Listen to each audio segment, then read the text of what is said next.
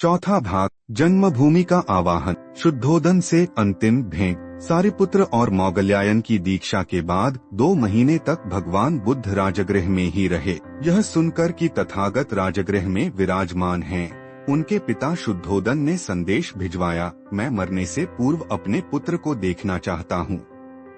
दूसरों को उसका धर्मामृत पान करने को मिला है, उसके पिता को नहीं, उसके संबंधियों को नहीं।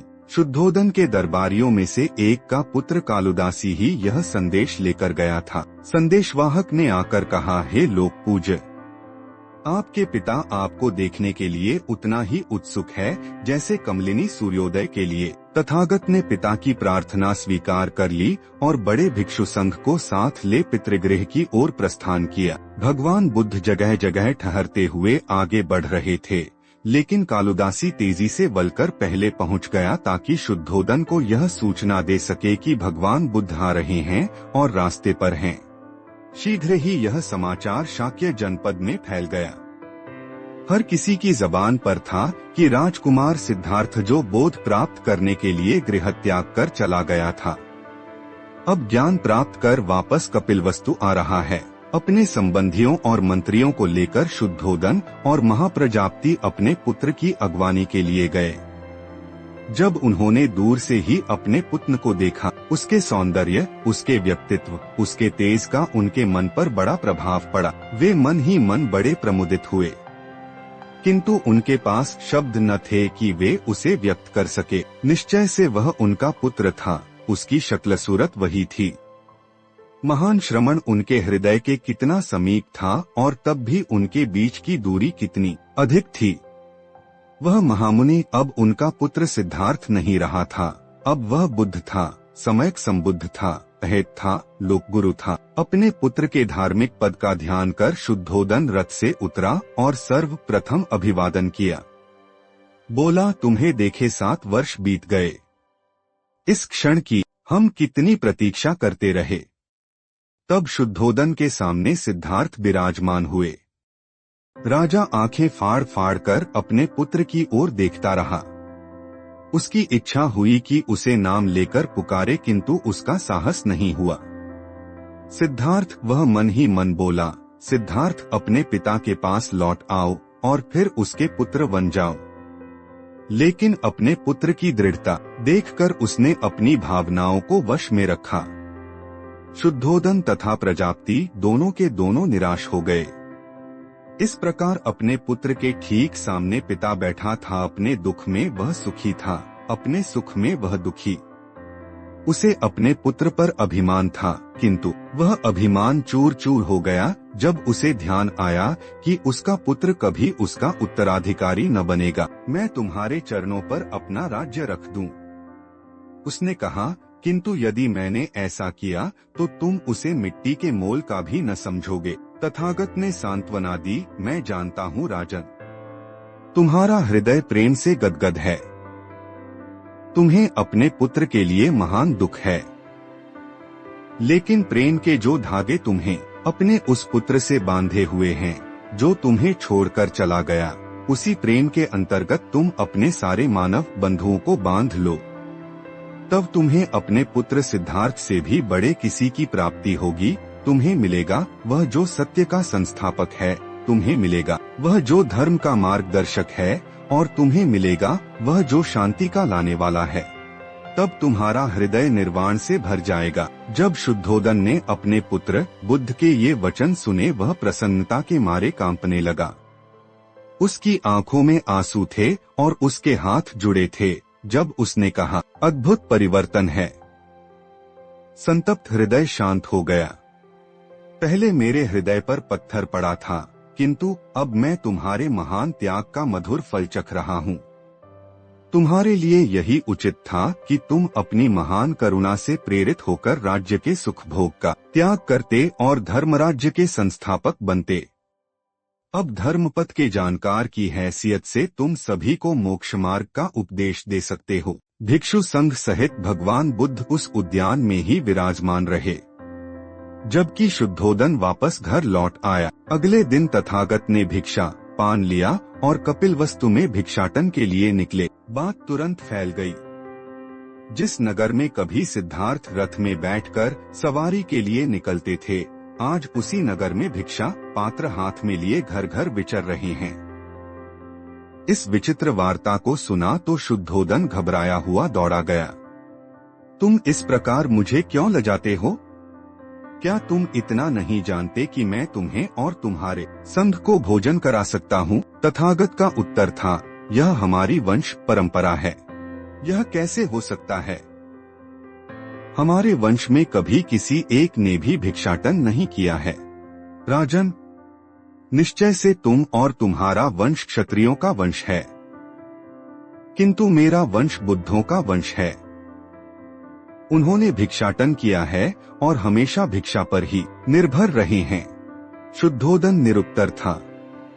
तथागत कहते रहे, किसी को कहीं कुछ खजाना मिले तो उसमें जो बहुमूल्य रत्न होगा वह लाकर उसे अपने पिता को ही भेंट करेगा।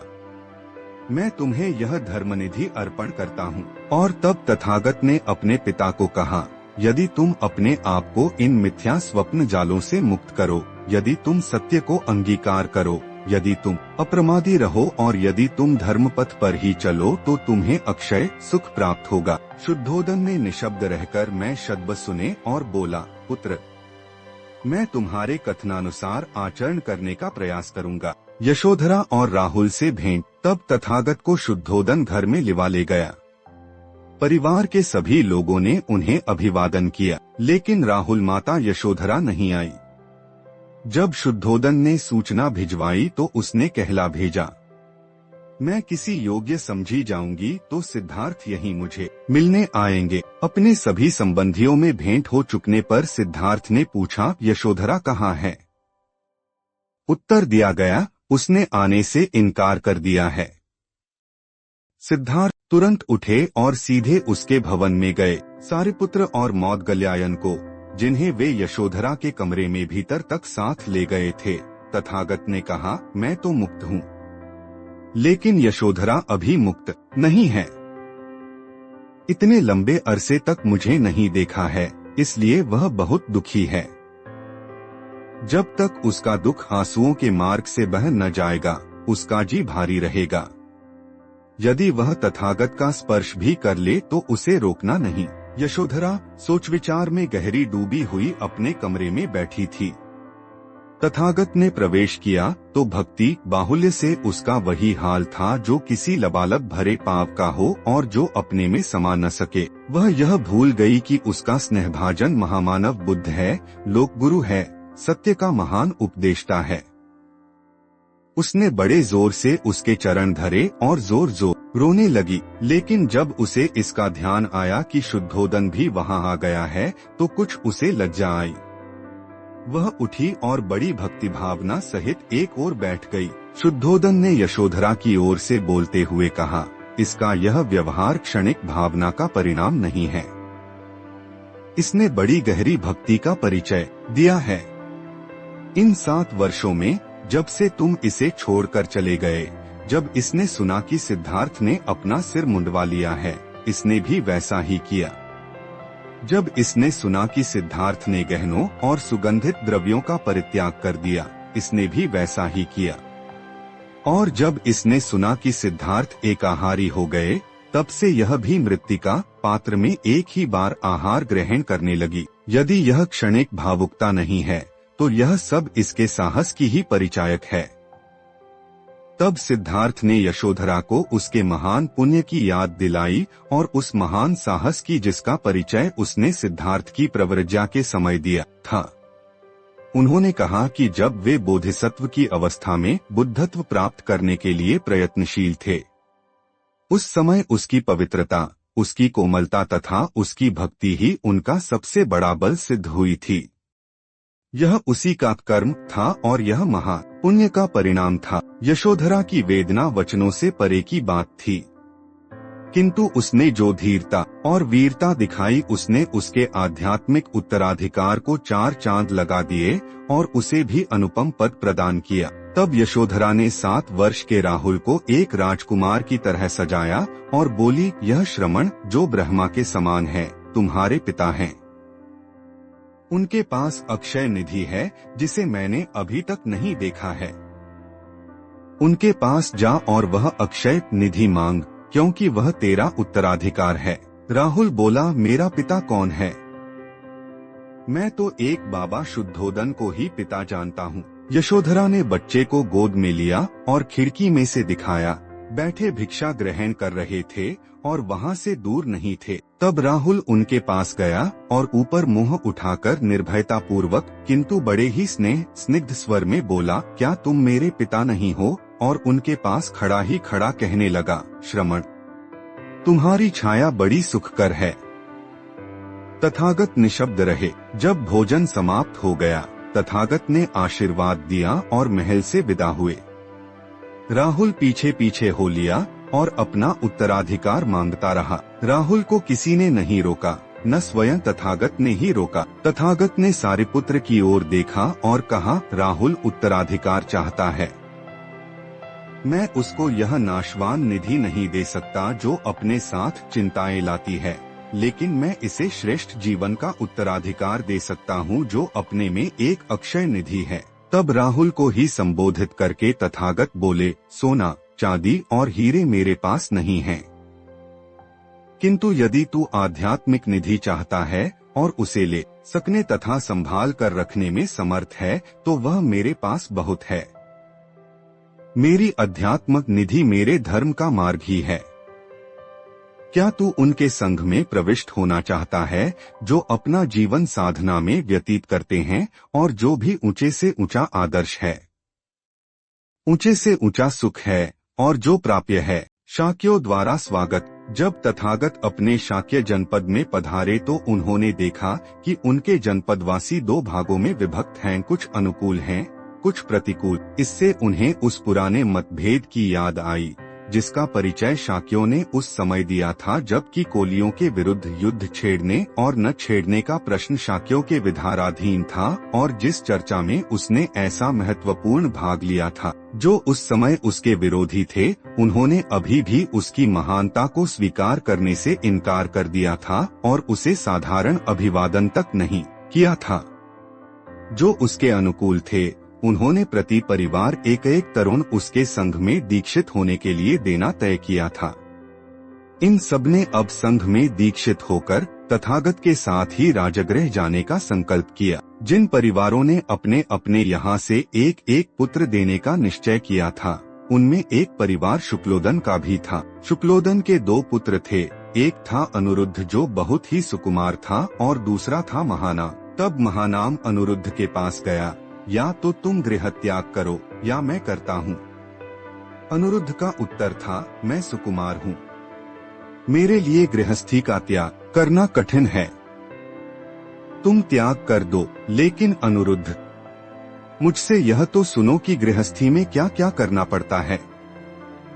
पहले तो तुम्हें खेत में हल जुतवाना होता है, जब यह हो गया तब खेतों में बीज डलवाना होता है, जब यह हो गया तब खेतों को पानी से सिंचवाना होता है, जब यह हो गया तब पानी निकलवाना होता है, जब यह हो गया तब पौधों की निराई करानी होती है, जब यह हो गया तो फसल को कटवाना होता है, जब यह हो गया तो फसल को ढोकर उठवा ले जाना होता है, जब यह हो गया तो उसकी पूली बंधवाना होता है, जब यह हो गया तो बैलों से रौंदवाना होता है, जब यह हो गया तो तिनके पृथक कराना होता है, जब यह हो गया तो भूसी पृथक कराना होता है।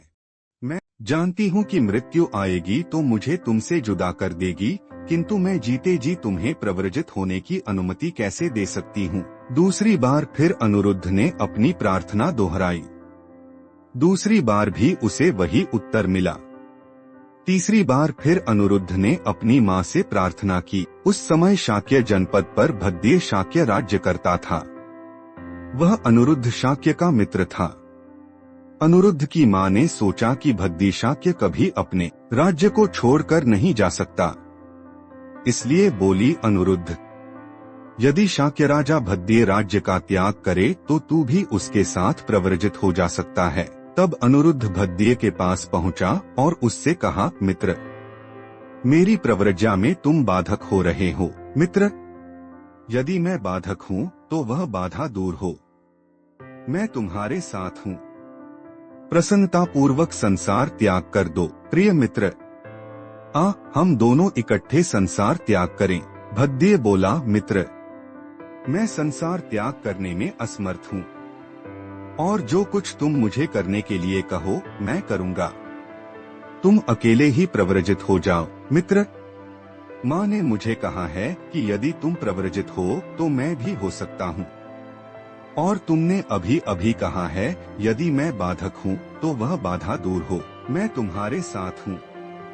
प्रसन्नता पूर्वक संसार त्याग कर दो। इसलिए मित्र, आओ हम दोनों इकट्ठे संसार त्याग करें।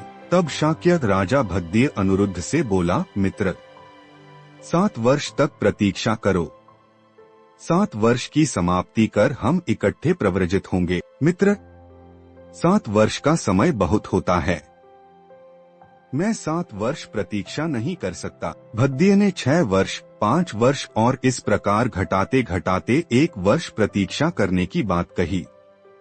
फिर 11 महीने, 10 महीने और इस प्रकार घटाते घटाते 15 दिन प्रतीक्षा करने की बात कही।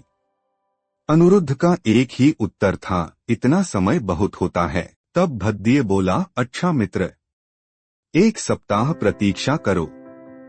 इतने समय में मैं अपने भाइयों और पुत्रों को राज्य सौंप दूं। अनिरुद्ध बोला, 7 दिन बहुत नहीं होते, इतने दिन में प्रतीक्षा करूंगा। तब शाक्य राजा भद्दिय, अनिरुद्ध, आनंद, भृगु, किम्बिल और देवदत्त जैसे कभी वह अपनी चतुरंगिणी सेना सहित उद्यान क्रीड़ा के लिए साथ साथ जाते थे, उसी प्रकार अब भी वह अपनी चतुरंगिणी सेना को साथ ले घर से निकले। उपाली नाई भी साथ हो लिया।